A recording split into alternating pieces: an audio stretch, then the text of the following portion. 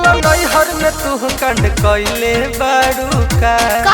कौन लइका कुमार में पटैले बाड़ू का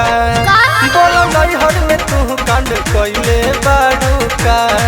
कौन लइका कुमार में पटैले बाड़ू का पहिला रात बताहबा काका भइल बसही पहिला रात बताहबा काका भइल बसही राजा जी को लइका का राजा जी को लइका पटबले रही बाकी सटबले ना रही राजा जी को लइका पटबले रही बाकी सटबले ना रही।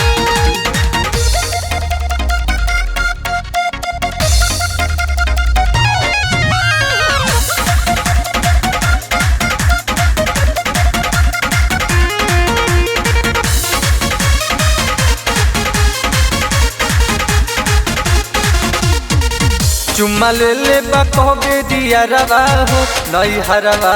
वाला लब चब में खेला भइल बहका ससुरवा वाला चुम्मा ले ले कहबे दिया रवा हो नैहरवा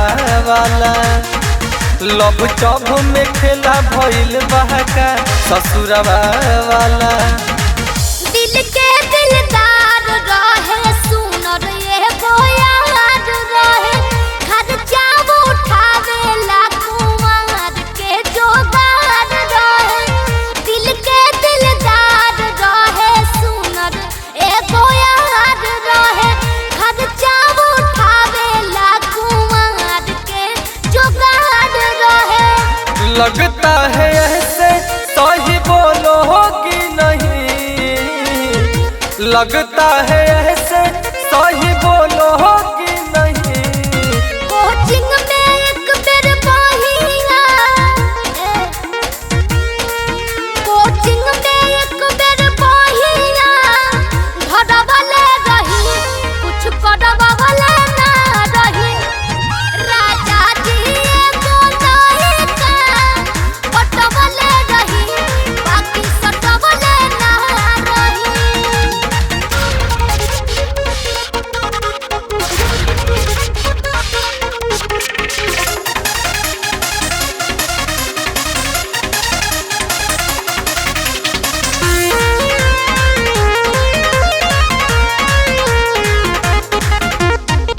कैसे पता बदरद होला हो मरद के जरी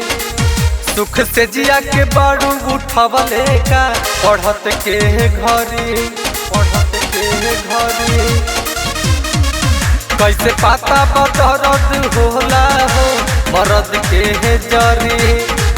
सुख से जिया के बाड़ू उठवले का पढ़त के घरी ऐसन ना मौका मिलल हद से गुजरे के रोहित राजेंद्र विनोद सिखलाज करे के ऐसन ना मौका मिलल हद से गुजरे के रोहित राजेंद्र विनोद सिखलाज करे के।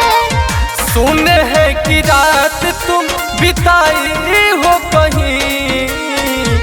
सुने है कि रात तुम बिताई हो कहीं होटल में एक बेर रातिया कुछ बाकी नहीं का होटल